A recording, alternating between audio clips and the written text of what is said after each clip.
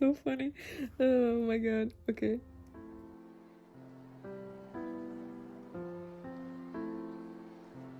Hi, I'm Santmoy, and for today's video I am drawing the viral apple art trend from TikTok, or at least I saw it from TikTok. I'm using my newest OCs who don't have names yet. They are the ones I'm making a comic book off of. Before I start the video, I am sorry if my voice is a little bit weird today. I had to talk a lot yesterday and I'm not used to it, so I kind of have a sore throat almost. But I'm not sick, fortunately. But yeah, so if I sound a little bit weird, it's because of that.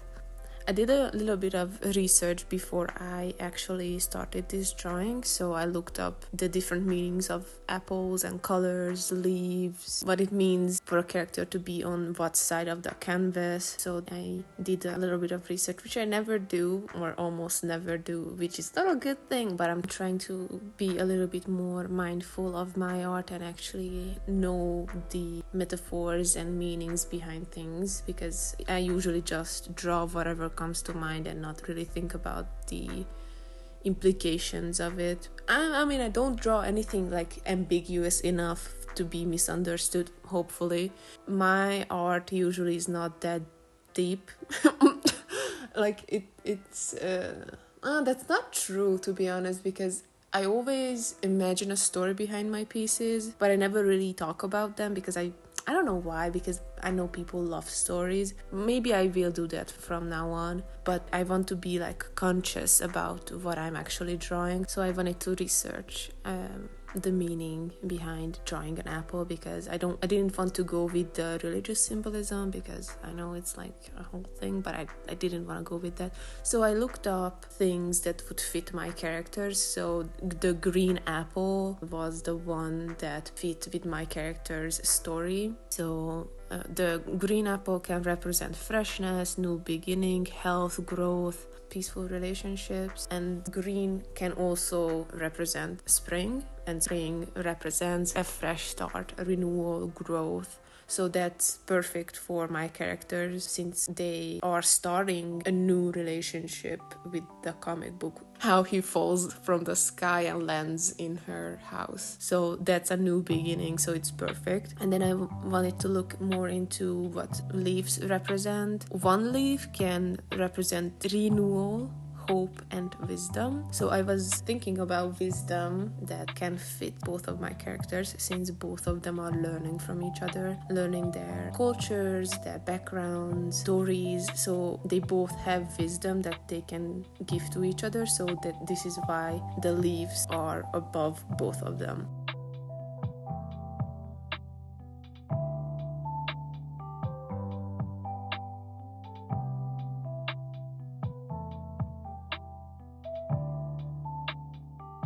The character's placement is somewhat significant, because what side of the canvas you put the character can be interpreted as the future and the past. So I chose him to be on the right side, because his arrival in the human world is almost forcing her to look forward to the future, because without giving too much away from the story, she is somewhat stuck in the past. She is on the side that represents the past, and he is on the side that represents the future.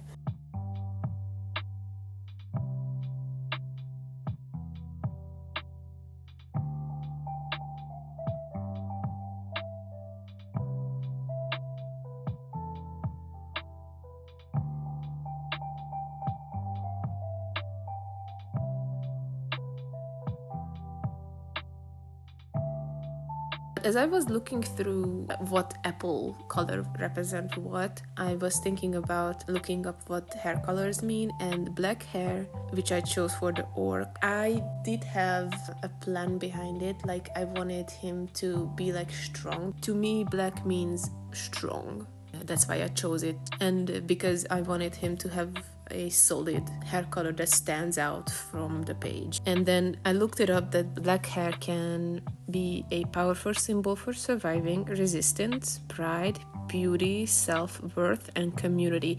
And as I read those, I was like, that is perfectly describes him. as a character, because as an orc, he is very community oriented. He is prideful of what he achieved. Resistance, battles and stuff. I want him to be like an orc. So he lives in a fantasy world. I mean, not to him it's a real world, but you know what I mean. So, and he's surviving like battles, and it's gonna be that survival is connected to him coming to our world or her world. So this is perfect. And then I looked up what dark red hair means, and it's sensual, passion, sinful, otherness, vitality, and life worth. It can also mean strength and confidence. And then, to be honest, I can't really talk about how these descriptions fit her so good, but in an opposite way. It's like a perfect contrast to how she feels, but I don't want to say too much because then I'm gonna spoil the whole thing. So, but it makes perfect sense to me. I chose the dark red hair because I wanted her to have a strong color as well. I wanted her to have a more natural hair color. So I gave her this darkish red, which is not really natural because I don't think people can have this deep of a red naturally, but it makes sense in the context, I think. Reading these descriptions really helped me decide on it finally, that okay, I'm gonna have this kind of hair color for her, and the black is just perfect. Like those descriptors are perfect for him.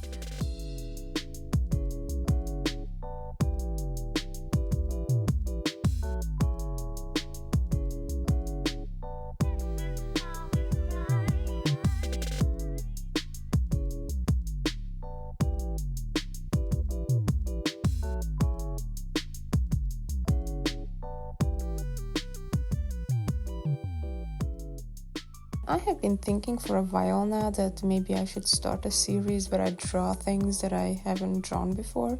Because now looking at this apple, I don't think that I ever drawn an apple that was like bitten into, or you can see the insides. So I think this is my first time drawing an apple this way, and it was really fun. So maybe I will do like little things like other fruits or objects or buildings, and it could be like a good exercise or just a fun challenge.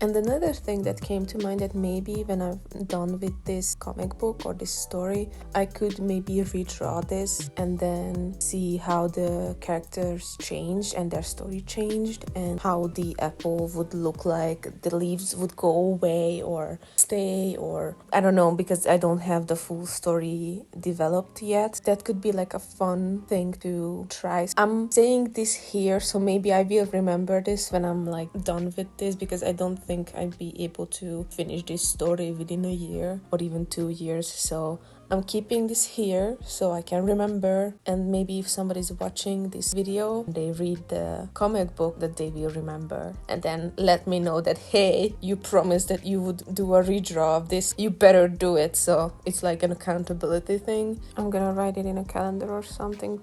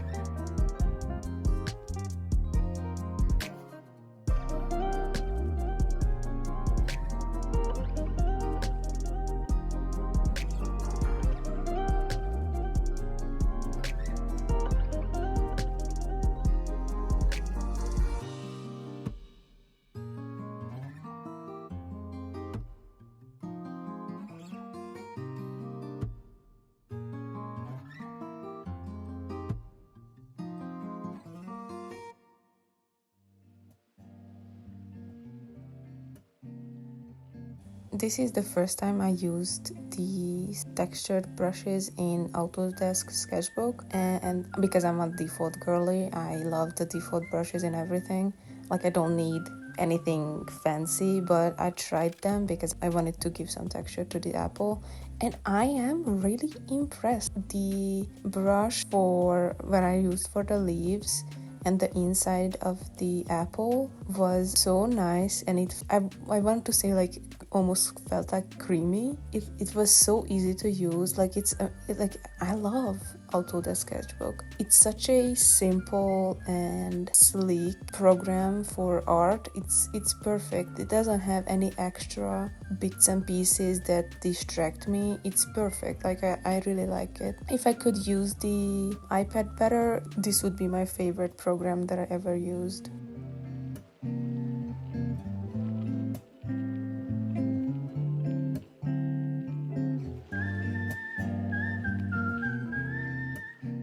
And this would conclude my little video of this week. I hope you enjoyed it. Hope you come back next week. Hopefully I will be posting the same time, Saturdays. I decided on Saturdays. And yeah, I hope you enjoyed the video. Bye.